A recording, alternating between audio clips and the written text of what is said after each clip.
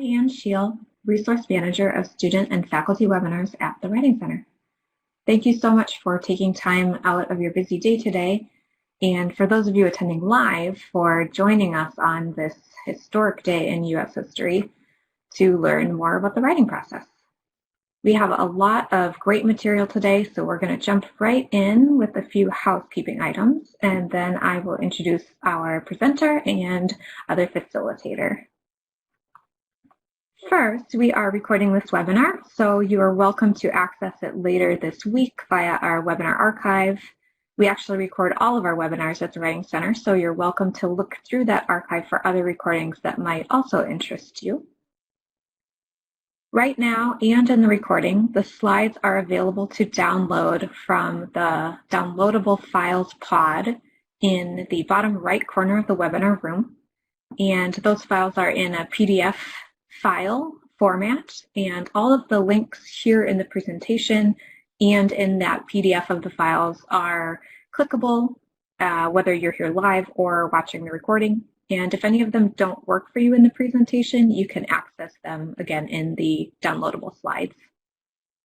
You can use the chat box to participate during the webinar. I'm already seeing some really great chat about your current writing process. So thanks for participating in our first chat. If you have any technical questions, please ask those in the Q&A box for help. I'll be happy to answer those questions throughout the session.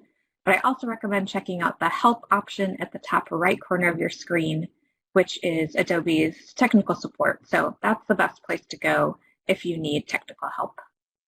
Also, just a quick note that we have closed captioning today, but it's a little bit different than it usually looks.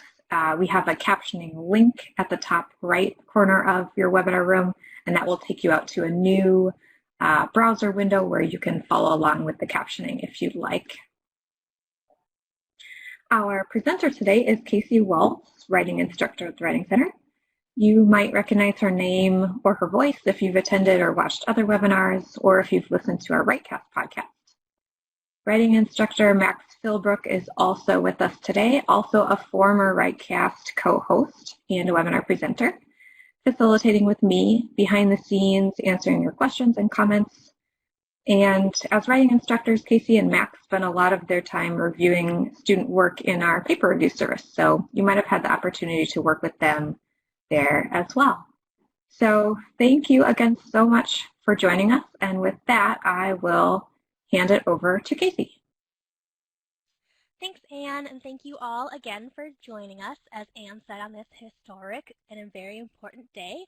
I'm really excited to present this webinar to you. I love all of our webinars, but I particularly like these really specific and kind of technical webinars because I agree with what a lot of you were saying in the chat that oftentimes for me, the hardest part of writing is just getting started. So hopefully this webinar will help you maybe feel more confident about that process, give you some ideas so you're not staring at a blank page, and just really hopefully get you motivated to work on your next project. So we like to talk about the writing process, as something that's continuously happening, and we kind of conceptualize them in about 6 steps. This is just the steps that we have put together at the Writing Center, but to give you a general idea, we break them up into pre-writing, drafting, sharing your work and receiving feedback, revising, editing and proofreading, and reflecting on your writing. And so on that left-hand side of your screen, we have this nice little list, but the reality is that the process of writing is not linear like that. It actually happens all over the place. You might do a little bit of reflecting before you start your pre-writing. You might do some drafting and then do some reflecting, do some revising. Maybe you're sharing and receiving feedback throughout this entire process. So it's not a linear process, and we like to think of it more as just kind of these steps are happening. Hopefully you can hear me. Can people hear me? Anne, are you able to right now? Okay. Okay. Sorry. Yeah, if anybody's having issues, please go to that Q&A box, and Anne and Max can help you out with that. I do also want to say there's going to be a lot of information in our slides, so I really recommend, thank you, thanks for letting me know, everybody. I really recommend that you download our slides so you can look through this information later. I'm not going to go through every single piece of it, so having the slides for your own use later will be really helpful and can help you refer back to what we talked about in this session. So we're going to go over a little case study. This is a sample prompt, and you can imagine if you've received this prompt for a Walden assignment, write a 5-page paper discussing the importance of nursing informatics competencies. Analyze your own competencies and areas for growth, and include a plan for strengthening your skills. Use research and credit your sources. So this is an actual prompt that we just took from a Walden course. And if we are writing, we can start out with the pre-writing stage. That's generally where you start, but again, I want to make clear that these steps, we're putting them in this order, but they happen pretty organically and will happen all over the place. Sorry, I'm trying to watch the chat box. And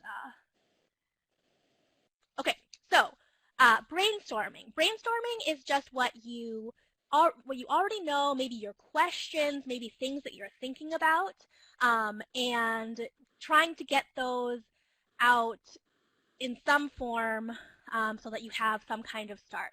We have some different brainstorming techniques you can try, such as mind mapping or using a chart. I really like free writing. This was something that I used to teach a lot. I used to recommend for my students a lot, and I've actually tried it myself in my own writing, and I found it really, really useful. I finally took my own advice and took some time to do some free writing, and it really helped me get through a tricky problem I was having while I was writing my own dissertation. So I really recommend just setting a timer for maybe like 5 minutes and just trying to write and just keep writing for those 5 minutes, getting all my ideas out, and that can really help you get a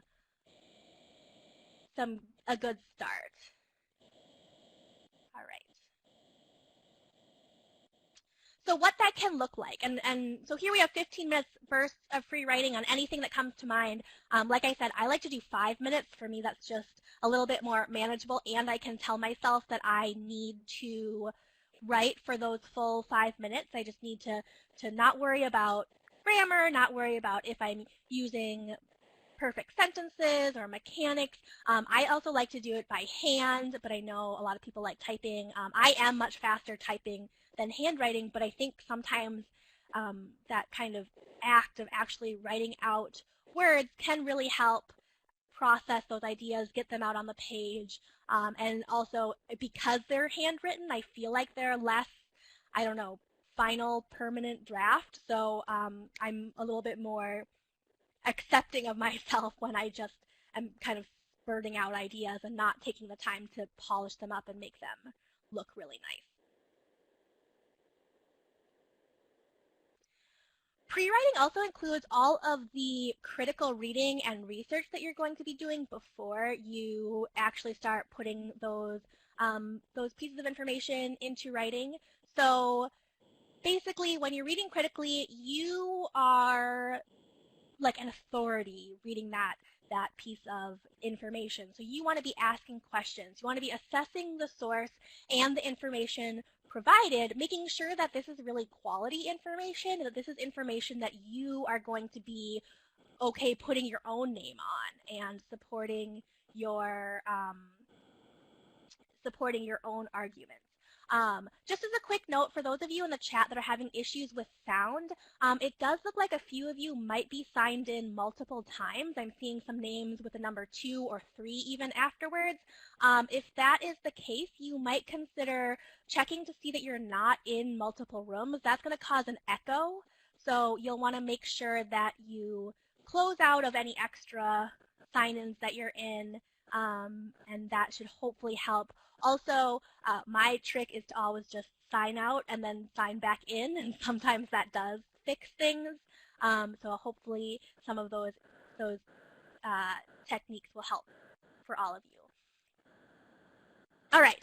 So you also want to, as you're reading critically, you want to consider your own agenda, right? So you are reading these pieces of research with a very specific argument, a goal, an objective in mind.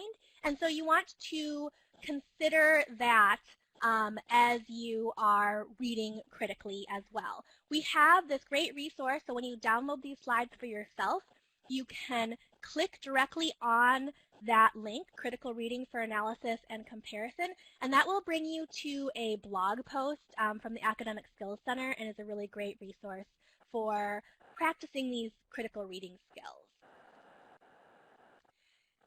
Again, I'm not going to go over all of this, so please do download those slides, but this is what it would look like maybe if you are reading critically. Personally, I do like to print out my resources so that I can actually highlight directly on the document. I can write notes in the margins like they have here, but of course there are all these kind of fun applications, and people can do these on their computers now, on their tablets. So this is what it might look like after you've read through things, taken some notes, and considered exactly what you're trying to get out of each piece of research.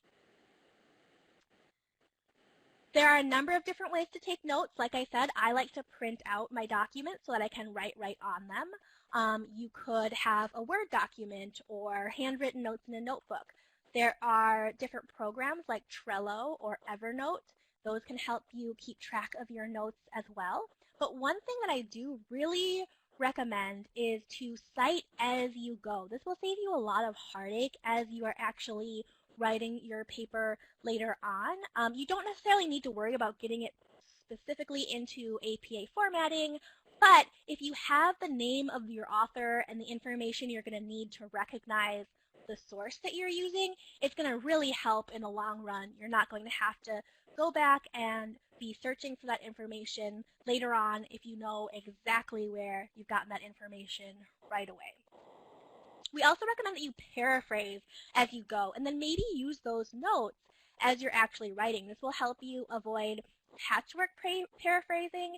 It'll help you avoid unintentional plagiarism. So you want to make sure that you are putting these ideas into your own words. It's also going to really help you absorb the information. That's one of the reasons that we like paraphrasing more than direct quotation. If you are using direct quotation, you want to make sure that you are putting quotation marks around the direct quote, because that's going to let your reader know that those words are not your own, that you have taken those from a different source. And then just as you're reading, make notes on things that you're seeing that are, cropping up over and over again in different sources, questions that you're having between these different pieces of research, different connections that you're making. That can really help you in the long run as you are actually developing your paper. Here's another example of some different forms of what note-taking might look like for you. So here's a step that I am really working on developing for myself. So planning out your information can help you hugely in the long run. I have heard from a lot of my own students in the past that they don't like to outline because they feel like they just want to get right into the writing. It takes too much extra time, but really outlining can save you a lot of headache later on. I don't know about you, but when I'm writing, particularly when I'm writing a longer document, I can forget where I wanted to go with something, or I can completely forget this really great idea I had for something I wanted to include if I'm really bogged down into the writing. So having an outline that you can follow will really save you from some of those headaches where you're trying to remember, where was I going to go with this, or how does this tie back into my original argument? So planning is really important. This is also where your notes are really going to come into hand, and so hopefully you have taken some solid notes and can use those to help synthesize your ideas. You also want to make sure that you have an argument. We really recommend having a thesis statement in your pre-writing stage, so before you even start writing. This doesn't mean that you need to commit entirely to one argument. Oftentimes I find that the most interesting research happens when you are open to other ideas, when you're open to finding other information. So I don't want to say that you necessarily have to completely commit to one specific argument, but having an idea in mind of where you want to go is really going to help you as you are planning your paper overall. So you can check out that link for some more information to help you with your thesis statement. And really, especially in the starting stage where you don't have to have this perfectly worded thesis, what you really want to be thinking about is what you're contributing to the scholarly conversation. So what are you adding by contributing this piece of writing? What new ideas or new questions are you bringing into that larger conversation? Again, like I said, really recommend creating an outline because it's going to help you stay on track as you are writing. Also, if you are like me and you don't completely finish a paper in one single sitting, having an outline will help you come back to your writing and come back to the ideas that you are putting onto the page if you have to go, take a break, get a snack, get some exercise, go to sleep because it's taking you multiple days. That outline will really help a lot there. It's going to help you show connections between your ideas. And it's also going to make sure that you actually do have connections. I don't know if you've ever read a paper or a book where it seems like the author starts at one point and ends way far off on a completely different point by the end of the paper. That person probably didn't use an outline, because an outline is going to help you continue going back to that main idea and getting back to the objective of your paper overall. So here's that prompt again. So we have been instructed to write a 5-page paper discussing the importance of nursing informatics and competencies. So if I'm creating an outline, I'm going to make sure I have an introduction because this is a formal paper. And then I want to make sure that I am addressing all of these different points from the prompt. So I have the benefits of developing nursing informatics competencies. I'm going to provide a self-assessment. So that's, I'm being asked to analyze my own competencies and areas for growth.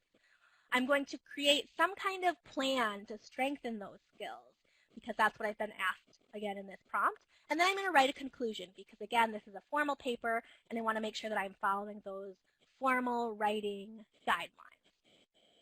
So that's my outline. And this is going to help me to make sure that I am staying on track but also responding to all of the different pieces of this prompt. When I'm doing paper reviews, that's often something I will point out to students is say, in the prompt you were asked to include a specific plan for strengthening your skills, and I don't see that here. Can you make that more clear where you're addressing that part of the prompt in your paper? Having this basic outline will help make sure that you are including that in your draft. And of course, so quickly looking back at that specific outline, this is going to be really helpful, right? But it's going to be even more helpful if I can flesh it out a bit more. So here I filled in some specific examples. So these are some benefits that I definitely want to talk about in terms of developing nursing informatics competencies. And then I also want to include my personal what I feel are strengths in terms of these competencies myself. So I think that I have pretty good basic computer skills. I have a knowledge of informatics in general. But something that I really want to work on is the specific skills required to actually interact with those informatics. So that's something that I'm going to work on. And then I'm going to map out my specific strengthening plan by talking about some resources that are available to me and some specific actions that I can take. and then, of course, my conclusion as well. So that's my basic outline, fleshed out a little bit more so I have a better idea of what my paper is going to look like. So I've broken it up into my main sections and some topics. So now we move into the drafting section, and that's, I think, what a lot of you were talking about in that chat when we first opened up. So drafting is that's that looking at that blank page. But if you can imagine, if I've already got a pretty solid outline, that blank page isn't really blank anymore, right? I already have a starting point, and I might start specifically, so my introduction, I have definition of nursing informatics competencies, background information, and that thesis statement that I've already started to draft, right? So I already know that all of this information is going to be in my introduction. So when I start drafting and open up my Word document, I know exactly, or I have a pretty good idea of exactly where I want to start. So when you're drafting, you'll use your outline, and that's when you're actually going to fill in that full introduction with your thesis statement. You might work on polishing that up a little bit. You can use the meal plan. That's a mnemonic device we use to help us remember the most important aspects of body paragraphs. And you can click on that link for some more information about that. And then writing a conclusion as well. Anne mentioned at the beginning of this webinar that we have a number of recorded webinars in our archive, and we have webinars that are specifically dedicated to thesis statements, to the meal plan, and using that effectively, and scholarly writing in general. We have a number of different webinars, so really recommend checking those out if you'd like some more information about specifically getting into those pieces of the drafting portion. So I've again taken my outline that I've developed in those earlier slides, and I'm using this outline to create my different sections or paragraphs depending on how long or how large of a project this is. This is a 5-page paper, right? So probably each of these letters, maybe those are going to be a single paragraph. So reduces time documenting patient care, allowing more time for providing care. Maybe I'll have a paragraph about that. I'll have another paragraph about that nursing informatics permits better monitoring of patient status and outcomes. And then I'll have another paragraph about how nursing informatics competencies help prevent errors. If this was maybe a discussion post, so it's going to be much shorter, this whole Roman numeral 2 might just be a single paragraph, right? If this is a dissertation or a longer research paper, obviously those sections are going to be longer to fit that specific assignment. So here we have what the draft might look like, and one thing that I do want to say about the drafting process, and this is again something that I need to practice what I preach and not just say this, but also use my own advice when I'm writing. When you're drafting, you're really trying to get words out onto the page. You're trying to get your ideas from your outline developed in some way so that they are this kind of cohesive narrative, but your draft is just that. It's a draft. It doesn't have to be perfect the first time you get those words on the page. And I read this really fascinating book on writing that talked about how we have two sides of our brain. We have our left and our right side, and one of them is really focused on the creative portions, creative activities, and another is more detail-oriented. And so when you are trying to write a paper and have it be perfect the very first time you put a sentence on the page, you're actually trying to use both sides of your brain in conflicting ways. You're trying to use your creative side of your brain, but you're also trying to use that detail-oriented side to have this new idea, this new thought developed, but have it be beautiful and polished right away. So instead, you want to really separate out those steps. So have your drafting time be where you're really using that creative side of your brain. So you're trying to get the words out on the page. You want it to be more in sentence form. This isn't your outline anymore. But if you don't have the exact perfect word, you can just put a word in that's going to help you. I've actually started putting in brackets in spaces where I'm like, I know there's a word for this, but I can't quite think of what it is. So I'm going to put this other less effective word in brackets so that when I do come back to revision, when I start using that more detail-oriented side of my brain, I can fill in that word and take the time to find that specific wording. But in the drafting stage, I really want to focus on my creative energies and just really get those ideas out on the page. So that's what your drafting step should look like, hopefully. And I am definitely working on that, but I think that it just made so much sense to me when I read that part of the reason that we can kind of freeze is that we're trying to use both sides of our brains and they're kind of battling each other. So instead of making progress in either direction, we're just kind of stuck. So you might have some things that you're going to come back and change, some wording that you're going to change, but you have the main ideas that you wanted to include in each paragraph.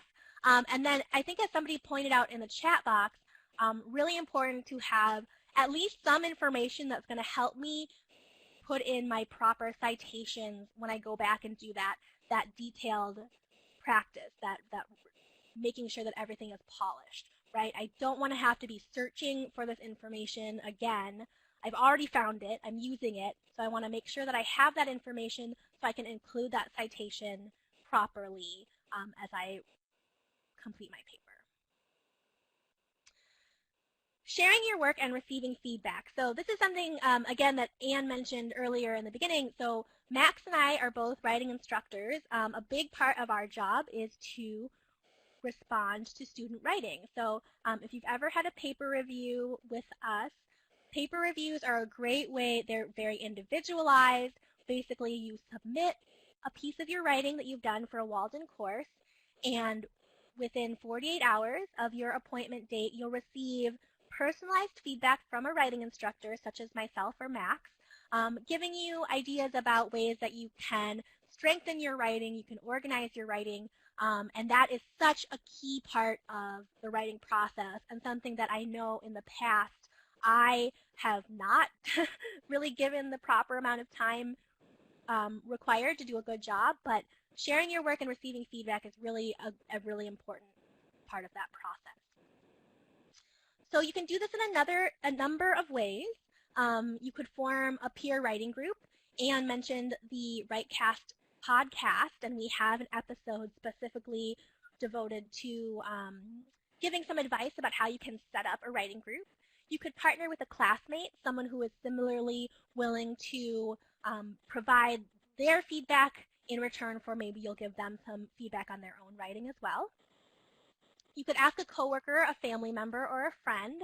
And of course, you can make a Writing Center paper review appointment.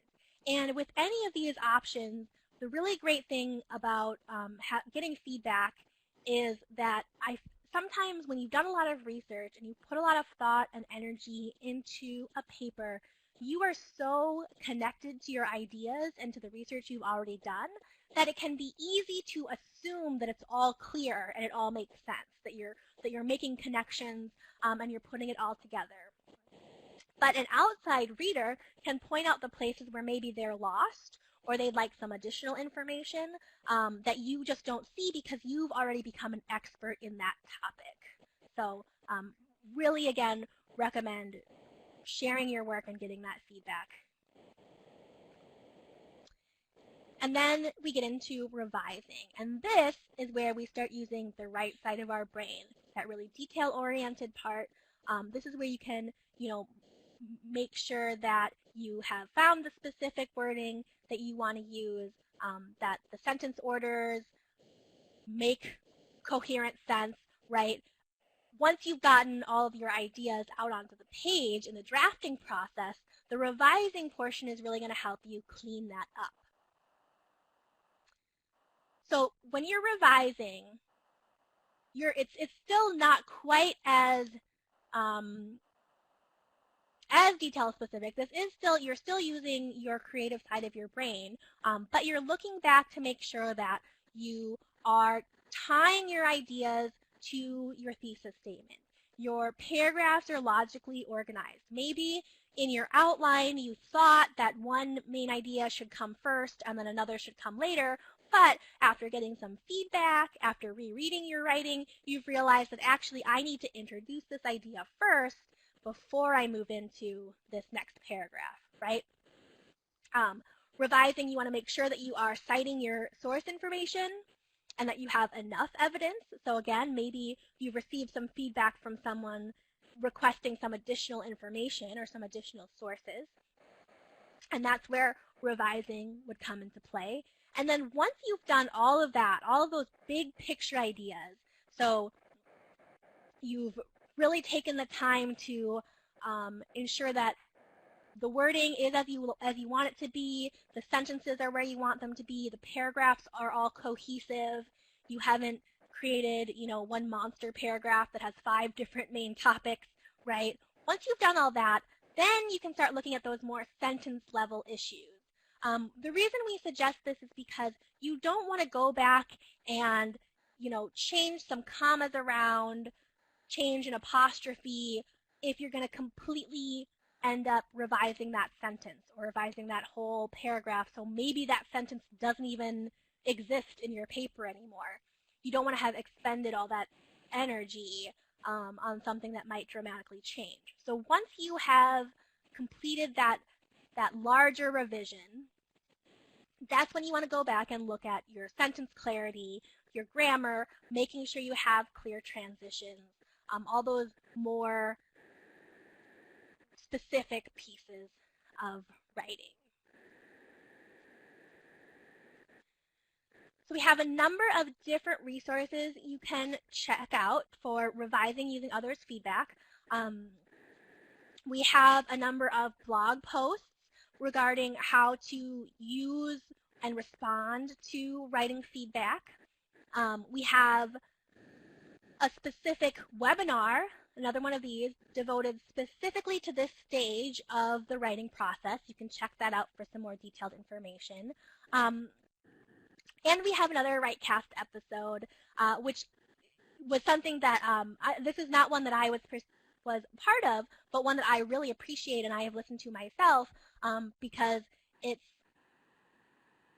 sharing your writing can be scary, right? It can be nerve-wracking and can kind of feel kind of personal to ask somebody to look at your writing, particularly if this is something that you have spent a lot of time on, you've put a lot of effort into, to receive negative feedback, even if it's not, mean feedback. It's just, oh, I don't think that this idea is important for your overall argument, or you lost me with this section, that's really, really helpful. But when it's something like, oh, maybe I have to cut this paragraph that I love, that I really, put a lot of energy into, that can be really, really tough. So you can check out that WriteCast episode. We also have another episode that I was a part of talking about the killing your darlings idea, which really does have to do with that concept of sometimes having to cut out pieces that you really are attached to. But using others' feedback is really, really important. And I would also recommend, if you have the opportunity, to provide feedback for other writers. So if you have classmates that you'd be willing to, share drafts and respond, responding to someone else's writing is a great way of kind of practicing those critical reading skills that are really going to help you in your own writing as well. You can kind of notice things that you're picking up on as an outside reader and then use that in your own writing to strengthen your own scholarly voice. So when you are revising, this is another specific example that you can, when you take a look at the slides on your own, you can look at the differences between this paragraph and an earlier form of the paragraph where, maybe the citations aren't as clean, when there might be some minor spelling or sentence level issues, but that this is just a more polished version once I have revised. So here, maybe I've decided, I need to add some more information. My outside reader wanted some specific examples of technologies that can reduce error. And then I also need to make sure that there's some kind of transition, right? So instead of just ending with this statistic of 43.5%, I want to provide some context for my reader, how they can use that information, and then help transition them into the next paragraph and the next main idea. So this is a really nice quote that we like from John Dufresne. He's an American writer, a contemporary American writer. And he says, "Revision is not the end of the creative process, but a new beginning.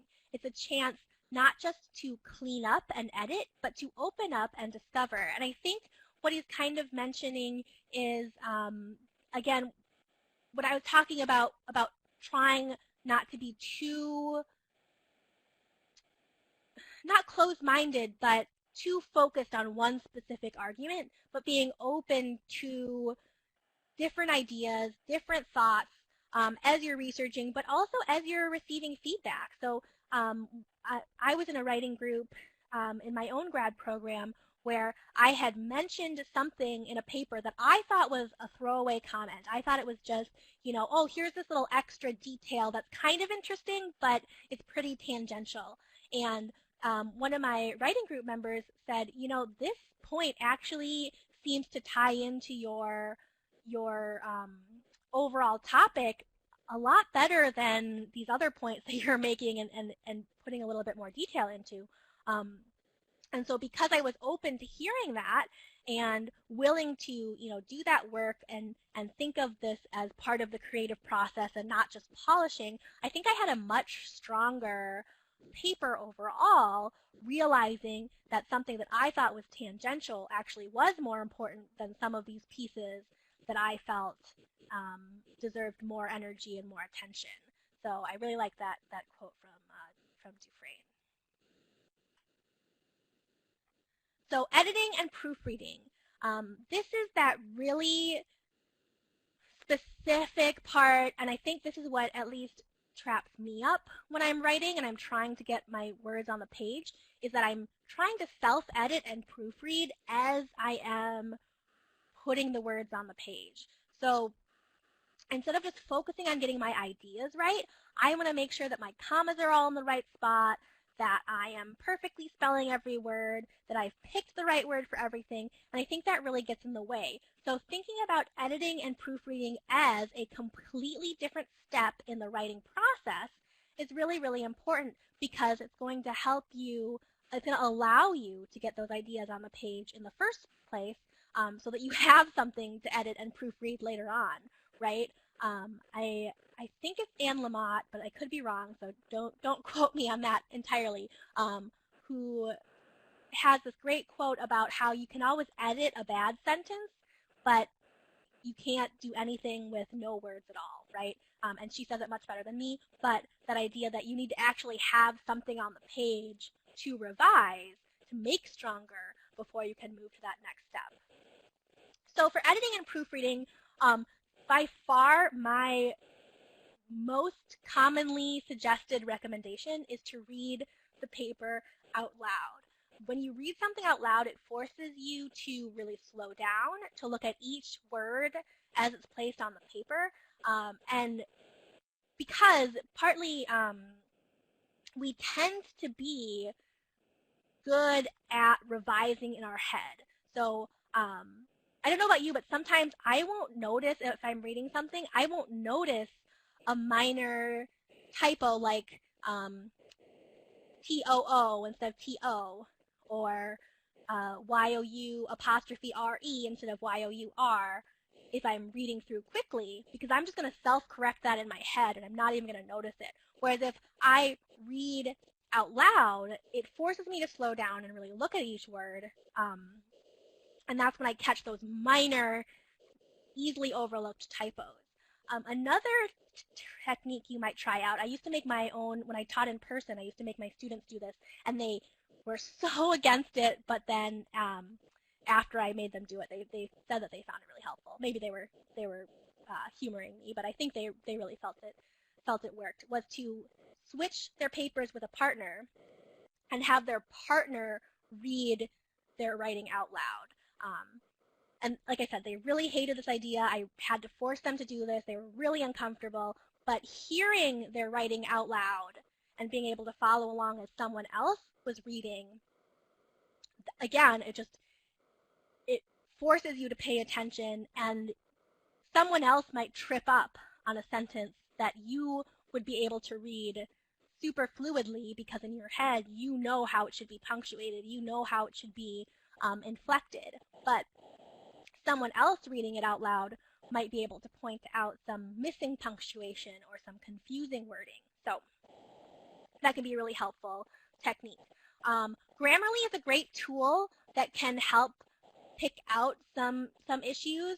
I always recommend that you use it and think of it more so as a tool than as this, magic system that's going to get your paper completely perfect, because it's a program, right? Somebody has created these really advanced algorithms that are going to be really helpful, but they do make mistakes. So Grammarly is a great tool for helping you to start proofreading, but you definitely want to make sure that you're also looking back and checking on your own. And then this proofreading stage is where you're going to look at that specific formatting, such as page numbers or double spacing your text. That's another thing I like to do. I like to, when I'm drafting, I write single spaced, because when I double space it, it's like magic, and all of a sudden I have all of these extra pages out of nowhere. And I don't know, for some reason I just got into the habit of that. But that proofreading stage, that's where you can make sure that you're getting all your formatting correct. So here's another example of what proofreading looks like. And when you take a look at these slides, so the PDF is going to allow you to see multiple slides all at once. And you can see how proofreading marks would look different than your revision marks, right? The changes, how those changes would look a little bit differently in those two different steps. So the final step we're going to talk about today is reflecting on your writing. And this is another step that I think it's very tempting to think that this isn't important, that you don't need to do this. But particularly as students and as developing writers, it's really, really important to reflect on your writing. So we've created this whole slide specifically to remind you that reflecting is crucial to your growth and development as a writer. So you want to make sure that you are including that step in your process.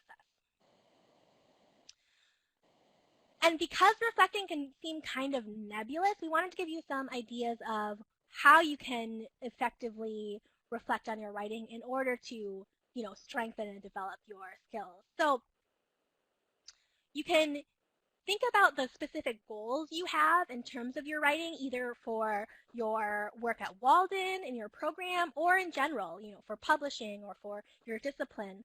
What kind of goals do you have set for yourself, and how does this past writing project help you to get towards those goals? What might you do in other writing assignments that could help you get even closer? Should you revise your goals? Maybe you have already achieved one goal that you set for yourself, and so now you can, create another goal, something else to reach for in your writing. Looking at all the feedback that you've received, I think sometimes it's tempting to just, I used to joke, again, when I taught in person, that when I would hand back papers, my students would immediately flip to the last page and just look at their letter grade. And I had spent all of this time, making specific comments throughout their paper, writing this note at the bottom about all of the writing that they had done and the work they'd put in, and all they were interested in was that letter or that number. But it's really important to actually take a look at the feedback that you've received and consider it, and maybe even consider that feedback with regards to feedback you've received on previous assignments. How has it changed? Maybe what is being repeated, so that gives you a sense of something you want to focus on. All of that is really important. So we have this link. When you download the slides, you can click on this link of questions to consider as you are reflecting on your writing. But we also have a number of different templates for like journals that you can keep. So we have feedback journals. We have like research process journals. And so you can click on that link, that writing journal link, for some more ideas about how you can keep track of these reflections that you've done, and can really map out your progress as you are developing as a writer. And then, of course, you can create a Writing Center paper review appointment, and we do accept papers that have already been submitted. So something I often hear, particularly at residencies when I'm working with students, is they say, I really want to make a paper review appointment, but I just don't have time to submit it to the Writing Center, receive feedback, make meaningful changes before my assignment is actually due, because Walden students are incredibly busy. You're all amazing. I can't believe how much you all accomplish every single day. It makes me makes me feel guilty, but I'm just really impressed. And so because we're aware of that, because we're aware of how amazing and busy you all are, we are able to respond to writing that you have submitted and maybe it's already received a score. You could send us the scored assignment, and we can provide comments on the feedback that you'd already received.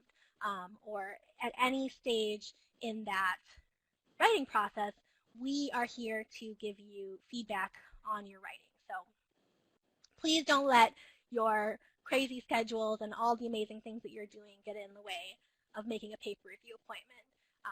We can point out different patterns we see so that you can use that feedback for future writing as well. All right, so in the chat box, I'd like to hear from you about the parts of the writing process that you are hoping to develop or improve, or dare I say, maybe try to make sure that you actually do this step as opposed to just skipping it. Like I said, I'm trying to make sure that I actually let drafting be a step other than, proofreading and revising at the same time. Are there any stages you're hoping to develop or try to put some more effort into?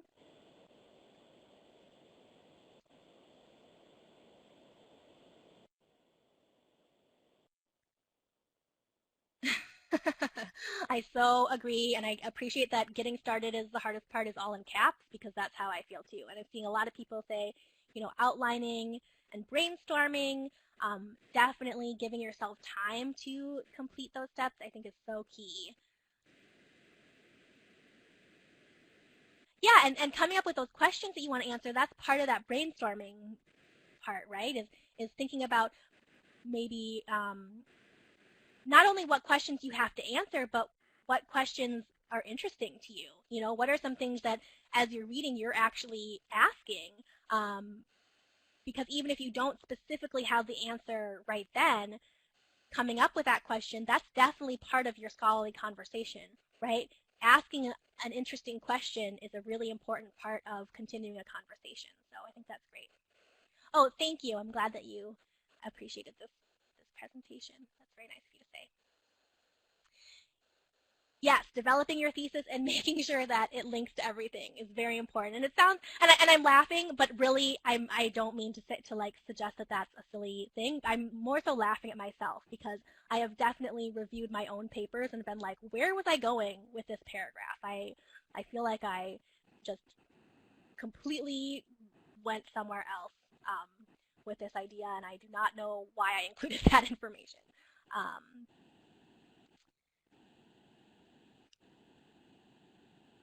So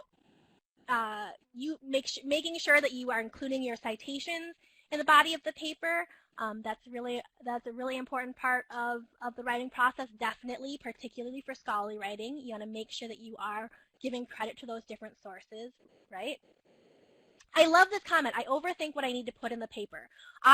This is something that I am struggling with myself as I am writing my dissertation.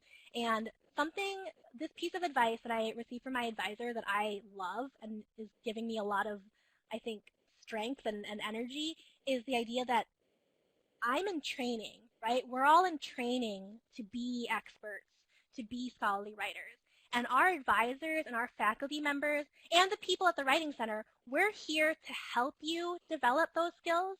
And so put whatever you want into your draft, and then when you're in that revision stage, go back and decide, I don't need to include this, or I want to reword this sentence or whatever. But I think that idea of overthinking is exactly what I was talking about when I said that I needed to let myself draft and not just worry about making sure everything was perfect as I'm actually writing it out, right?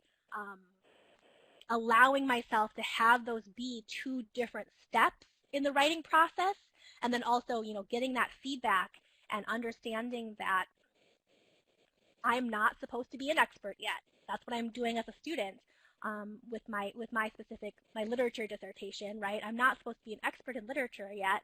So taking that feedback from my advisor and letting him tell me, you don't need this in the paper, or you do need to put this in your paper, that's his job, right? So I don't need to do that overthinking. I just need to get it into words, get it into a draft so that someone else can comment and give me feedback on it. Awesome. So we still have, and the chat box is going to stay open, so please feel free to keep talking. I love reading these comments. But I do want to make sure we have a little bit of time for some questions. So I'm going to keep going. But I know that Anne and Max are keeping track of your questions, so they can voice them for me. But before we get into that, here are just a few related webinars. I've been mentioning a number of webinars, recorded webinars throughout this session, and I know Anne and Max have been putting some links in the chat box that you can check out. But these are some different webinar sessions that are specifically about these different steps that we were talking about. So critical reading, pre-writing techniques, building and organizing academic arguments. That one we really go over the meal plan. And then improving your writing strategies for revising, proofing, and using feedback. These are all great webinars to check out. All right. So Anne, are there any questions that you think would be helpful to talk about as a larger group? Yeah, thanks, Casey. We have some great questions in the Q&A box, and I think we have time for one or two. One is about the kind of research phase of writing, actually, wondering about if there are tools that we recommend to organize articles, citations, themes, main points of articles. One thing I was thinking about that came to mind is the Lit Review Matrix, if you wanted to talk about that or share any other tools. Yeah, and that's exactly what came to my mind when you started asking this question as well.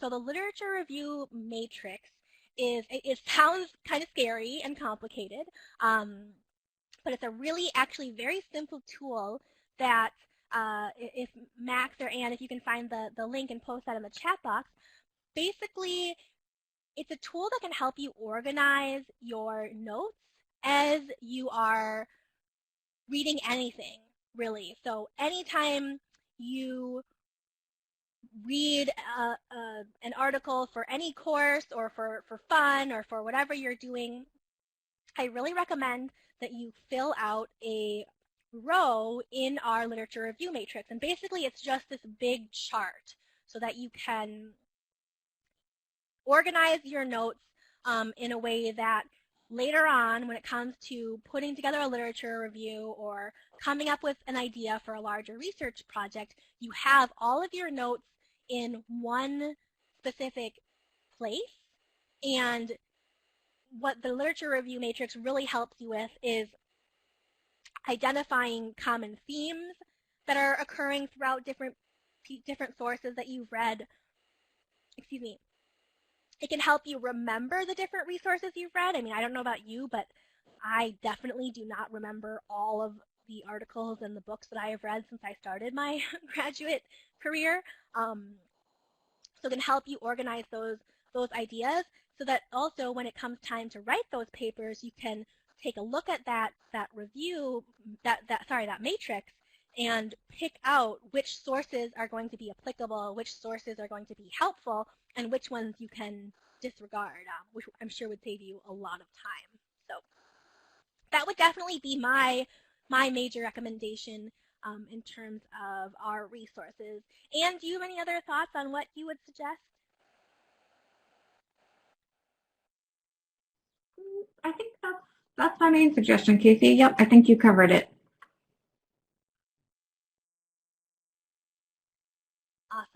Awesome. And then did you say we have time for one more question? We do, yes. Could you talk briefly about the question was if peer-reviewed sources and scholarly sources are the same? That's a really good question, and we do kind of use those interchangeably. So when we say a scholarly source, we are talking about a source that is going to be credible for scholarship. It's going to be something that other readers, when they see it, are going to be able to look at that and say, okay, I can take this argument seriously because it came from this specific source. So examples might be like the Center for Disease Control, right? If I see that this was published by the Center for Disease Control, that's going to provide some scholarly credibility because that organization has a lot of credibility. It's a respected entity, right? And people that are publishing for them are considered experts.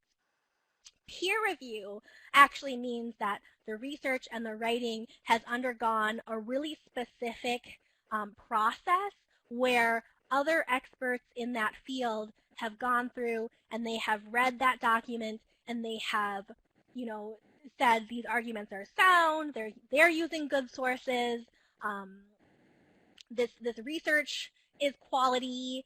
So peer review is a very specific kind of scholarly source. It's considered probably, I mean, and you can correct me if I'm wrong, but peer reviewed is considered one of like the top tiers of scholarly writing. So if it's peer reviewed, it's considered really, really, really credible.